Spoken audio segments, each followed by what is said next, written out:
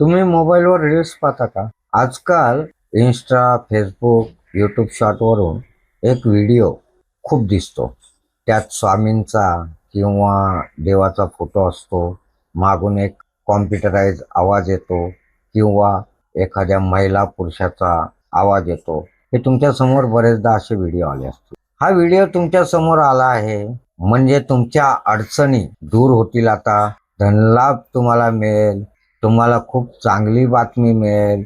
तुम्ही कर्जातून मुक्त व्हाल. तुमच्या नशिबाचे दरवाजे उघडले जातील वगैरे वगैरे.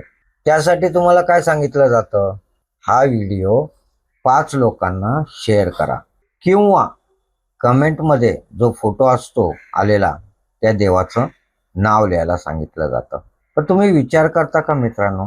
किंवा विचार केलाय का की व्हिडिओ शेअर केल्याने देव पावतो का? किंवा पावेल का?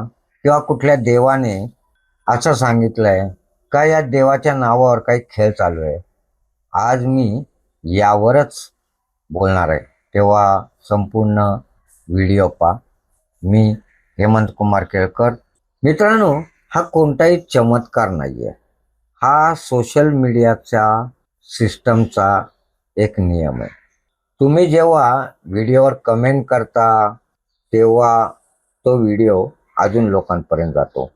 तुम्ही जितका जास्त व्हिडिओ लोकांपर्यंत शेअर कराल, लोक बघतील, तितके जास्त पैसे त्या क्रिएटरला मिळतात.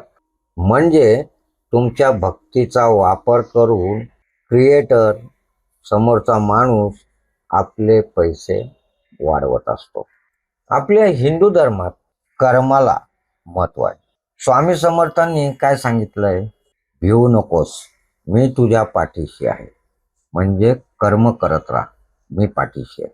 त्यांनी कधी असे सांगितले नाही की माझा फोटो लोकांपर्यंत पाठव. खरं तर असं कोणत्याही देवी देवतांनी सांगितलेलं नाही किंवा असं सांगितलंय असं कुठं लिखाणातही नाहीये. पण आजकालच्या या व्हिडिओनी देवाला एका व्यवहारात बदललंय. व्हिडिओ शेअर केला तरच चांगलं होईल, नाही केला तर वाईट होईल, अशी भीती लोकांच्या मनात घातली जाते. त्यांच्या भावनांना हे केलं जातं. हे चुकीचं आहे. खरं तर भावनांना हात घातला जातो.